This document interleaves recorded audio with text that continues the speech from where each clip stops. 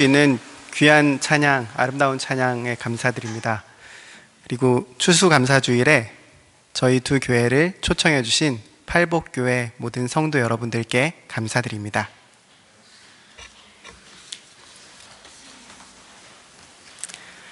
하나님 아버지와 우리 주 예수 그리스도로부터 오는 은혜와 평강이 이 자리에서 함께 예배하는 팔복교회, 그리고 사랑누리교회, 그리고 세분당교회 성도 여러분들과 함께 하시기를 바랍니다.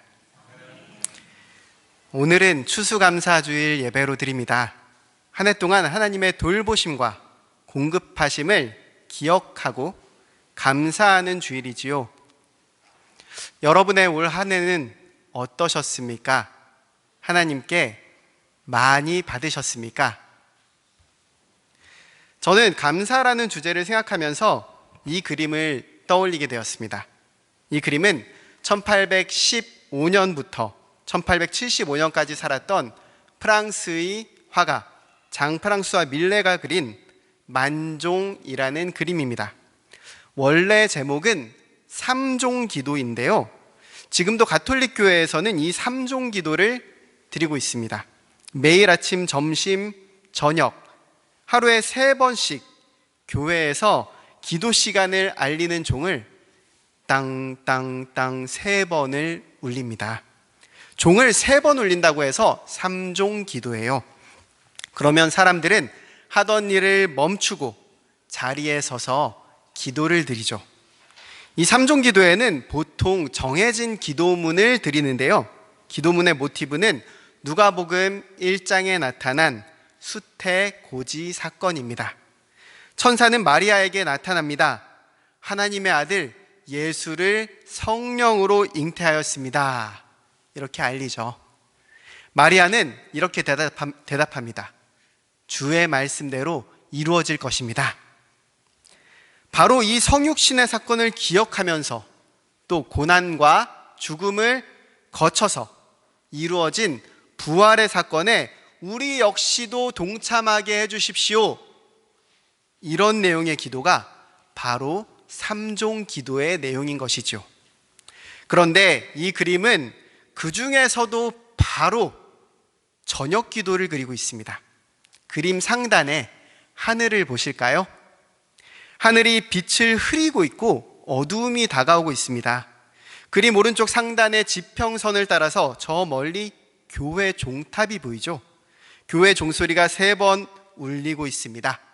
이 소리에 새들이 깜짝 놀라서 하늘로 푸드득 날아가고 있죠.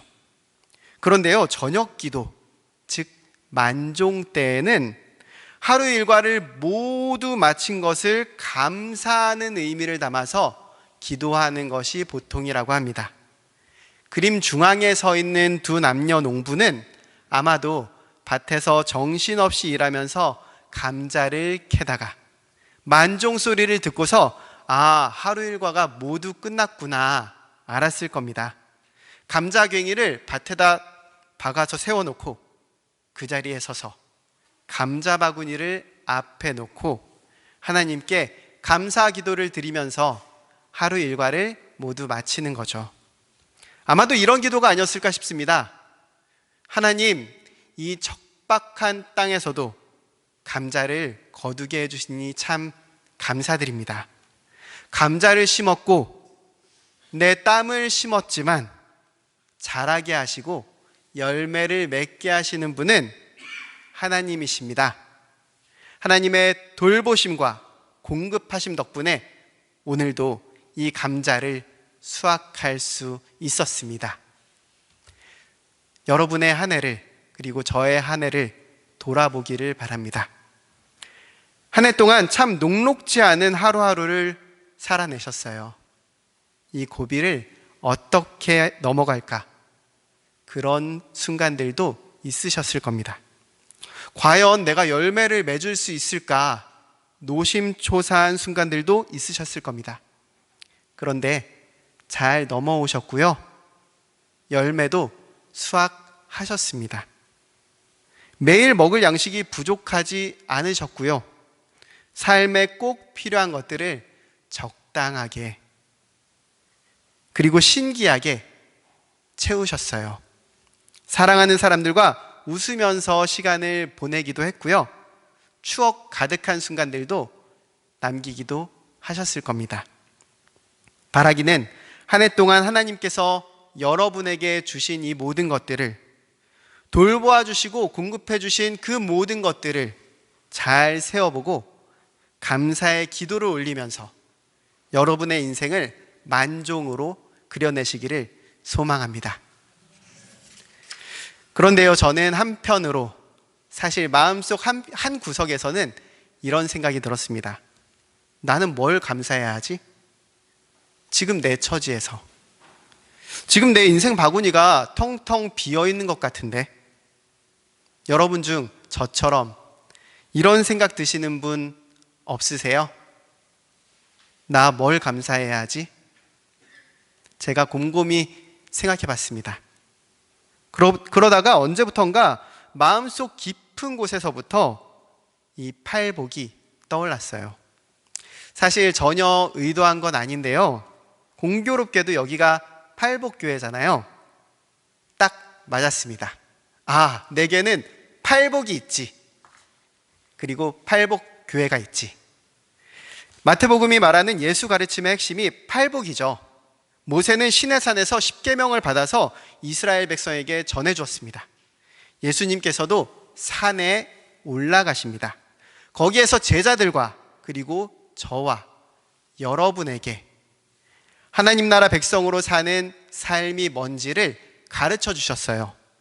그런데요, 그 산에 앉아서 예수님의 말씀을 듣고 있던 제자들, 무리들, 그리고 저와 여러분은 그 삶은 어땠을까요?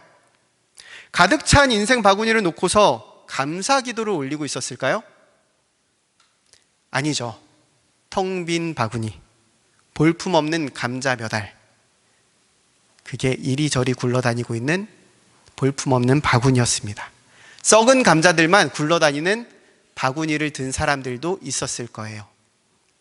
당시에 이스라엘 백성들은 나라의 주권을 로마 제국에 모두 빼앗기고 압제당하며 가난 속에서 신음하고 있었죠. 정의가 무너지고 불의가 득세하면서 죄악을 저지르고도 고개를 빳빳이 세우고 다니는 그런 사람들이 오히려 잘 되고 활개치는 그런 세상을 경험하면서도 이런 세상을 뒤엎을 힘이 없어서 그저 숨죽이며 눈물 흘리고 슬퍼하는 것밖에는 아무것도 할 수 없는 무력한 상태였습니다. 오늘날에는 조금 다를까요? 수많은 사람들이 돈과 권력을 삶의 주인으로 모시죠.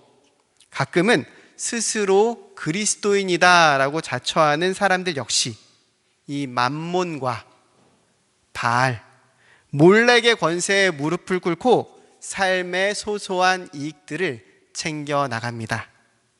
기근은 면해야지, 먹고는 살아야지 하면서 불의에는 눈을 탁 감고 거짓을 옳다고 말해주면서 이기기 위해서는 친구들을 밟고 올라서고 죄악을 저지르고도 고개를 빳빳이 세우고 다니는 그런 사람들 뒤에 줄을 서서 졸졸졸 따라가죠. 오히려 하나님 백성답게 양심을 붙잡고 살아가려고 노력하다 보면 우리는 종종 텅텅 빈 나의 바구니를 발견하기도 합니다. 그러면 결국에는 요지경 같은 이 세상 속에서 신음을 하면서도 이걸 뒤집을 힘이 없어서 아무것도 할 수 없어서 무력한 가슴 부여잡고 그저 숨죽이면서 울곤 하죠. 그런데요, 예수님이 말씀하십니다. 마태복음 5장 3절이에요. 복되어라, 심장을 하나님께만 건 사람들아. 하나님이 너희를 다스리면서 돌보고 계신다. 원래는 심령이 가난한 자는 복이 있나니 천국이 그들의 것이미요 잖아요. 여기서 심령이 가난한 자, 영으로 가난한 자가 누굴까요?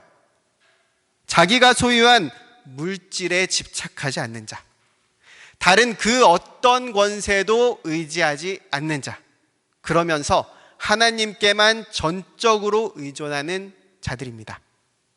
그걸 루터의 말로 바꾼 게 바로 심장을 하나님께만 건 사람들이에요. 루터는 대교리 문답 10계명 제1계명이죠. 너는 나 외에는 다른 신들을 내게 두지 말라. 이것을 해설하면서 이렇게 말합니다. 당신의 마음이 매달려 있고 당신의 모든 것을 지탱하는 바로 그 대상, 그것이 바로 당신의 신입니다. 그러므로 이 계명은 우리에게 바른 믿음과 진정한 신뢰를 요청합니다. 다시 말해서 무엇이 참되고 유일한 신인지 올바로 판단하여 마음을 오직 그곳에만 두라는 뜻입니다. 그래서 이 계명은 계속 이렇게 외칩니다. 보라, 오직 나만 너의 하나님으로 섬기고 결코 다른 신을 찾지 말라. 즉, 내게 필요한 선한 것과 내가 소망하는 것, 그 무엇이든지 내게 와서 구하라. 내가 불행과 궁핍 가운데 있을 때 내게 와서 매달리라. 그러면 내가 반드시 풍족히 채워주며 모든 환난에서 도울 것이다. 다만 내 마음을 다른 어떤 것에도 두지 말라.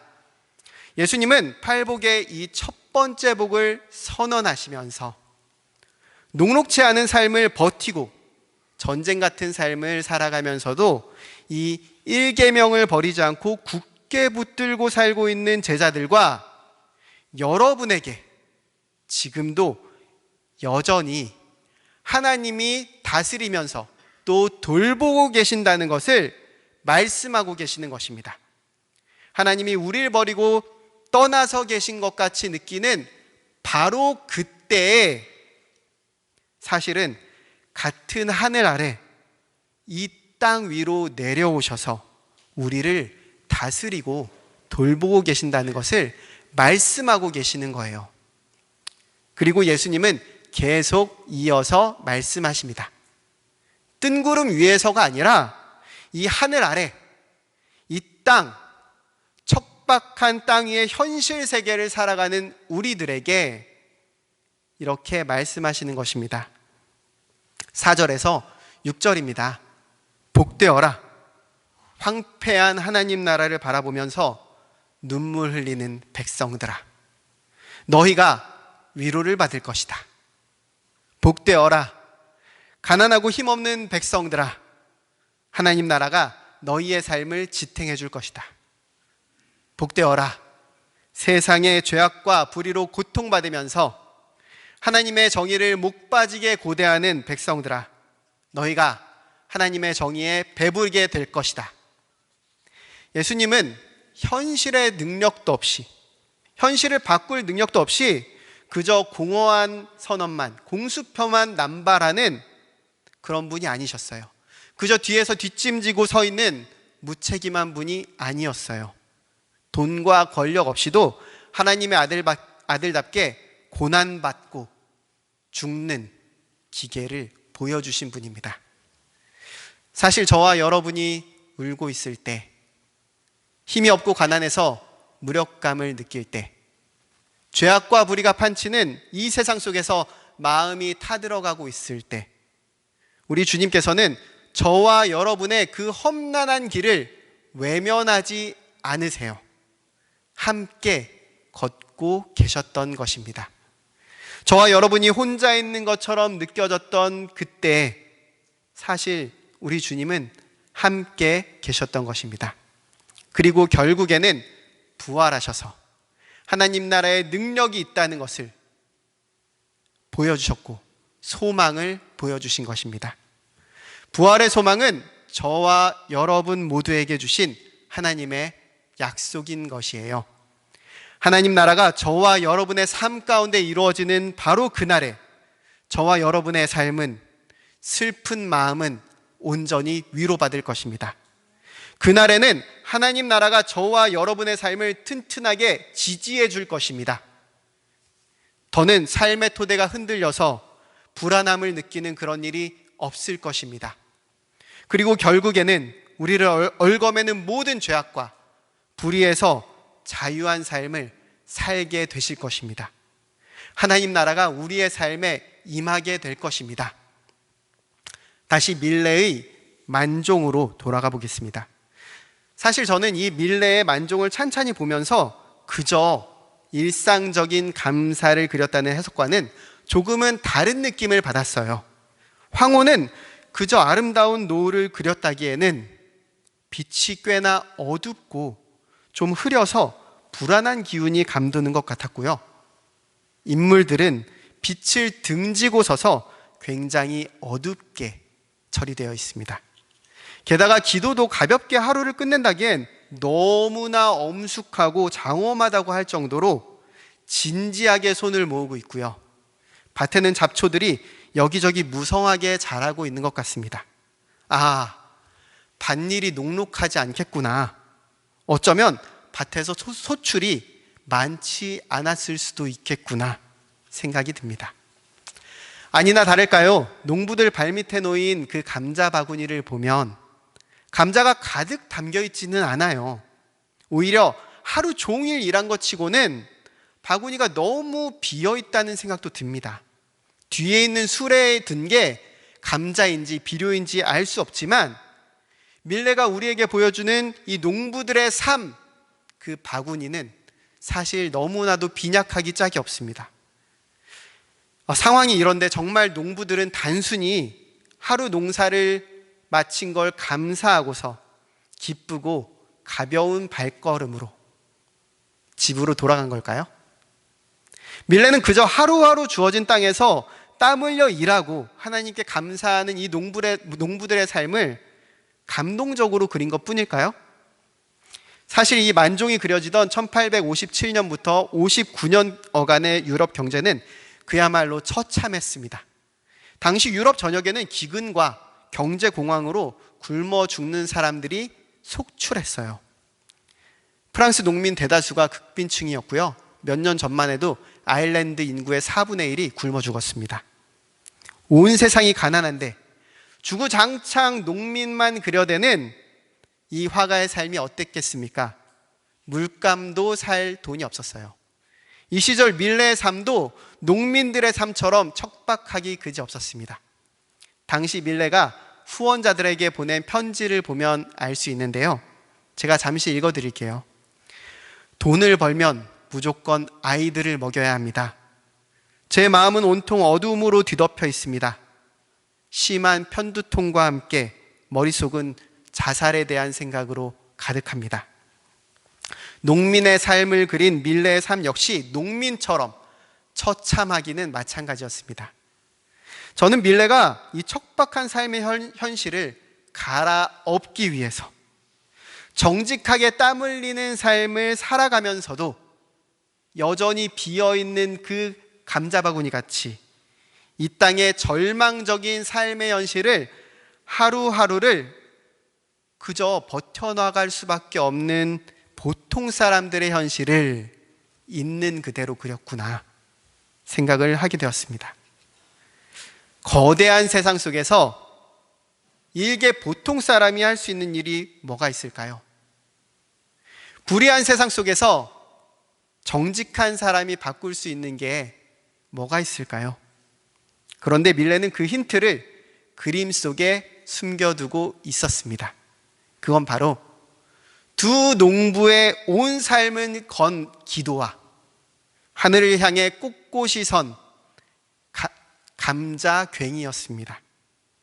하나님 나라의 풍성한 삶을 빼앗기고 죄악과 불이라는 인생의 잡초들과 싸우면서 가난의 열매를 먹고 또 눈물 삼키는 삶을 보내면서도 하나님은 신실하시다 라는 고백의 기도를 오늘도 심어가는 것이 바로 이 세상에 대한 저항의 몸짓인 것입니다.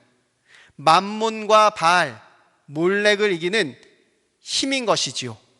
바로 예수 그리스도께서 우리에게 주신 약속, 팔복을 믿고 기도하는 것입니다.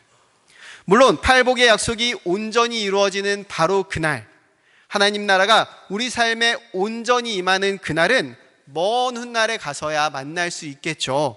하지만 그때까지 그저 멍하니 기다리고만 있어야 하는 것은 아닙니다. 우리는 그 나라를 이 땅으로, 우리가 살아가는 지금 이 시간으로 더 가까이 끌고 들어와야 합니다. 기도로 말입니다. 이 척박한 삶의 현실을 살아가는 오늘, 우리 심장을 하나님께 걸고서 기도할 때 우리의 슬픔을 감싸 안는 그 위로의 음성을 분명히 들을 수 있고요, 때때로 우리의 빈손을 채우시는 그 도움을 경험하실 수 있습니다. 죄악과 불의가 가득한 이 세상 속에서 정의와 자비의 손길을 경험하기도 하십니다. 기도와 함께 그 감자괭이도 들어야 합니다. 매일매일 내가 보냄받은 이 척박한 삶의 현장을 하나님 나라로 개간해 가셔야 합니다. 여러분의 가정, 여러분의 직장, 여러분의 교회, 그리고 이 나라를 개간해 나가셔야 합니다. 정직한 농부처럼 말입니다. 자비를 베풀고 하나님만 신뢰하십시오. 평화를 이루기 위해서 손해를 감수하고 또 정의를 이루기 위해서 미움을 감수하십시오. 팔복의 나머지 부분이 이야기하는 것이 바로 이것입니다. 하나님 나라 백성답게 살자라는 것이죠. 온갖 먼지와 흙탕물을 뒤집어 쓰면서도 갖은 수모와 모욕을 당할지라도 감자괭이를 들고 내가 보냄받은 소명지를 하나님 나라로 개간해 나가야 하는 것입니다. 그리고는 언젠가 여러분의 빈손에 채워질 하늘의 그 상을 바라보면서 기뻐하시기 바랍니다. 예언자의 상을 받을 것입니다. 이제 말씀을 정리하고자 합니다. 사랑하는 성도 여러분, 올 한 해 받은 복을 세어봅시다. 그리고 우리 하나님께 받은 복을 감사드리면 좋겠습니다. 우리는 참 그분께 인색하죠. 하지만 그분은 저와 여러분의 삶에 필요한 것들을 공급하시고요, 또 돌보시는 하나님이십니다. 혹시 인생 바구니가 비어 있습니까? 여러분 삶의 밭이 척박하십니까? 기뻐하셔야 합니다. 저와 여러분에게는 이 팔복의 약속이 있기 때문입니다. 그 약속을 여러분의 삶에 심으셔야 합니다. 처녀 마리아가 고백했던 것처럼 주의 말씀대로 이루어지이다. 불가능한 일이 일어날 것입니다. 하나님 나라가 임할 것입니다.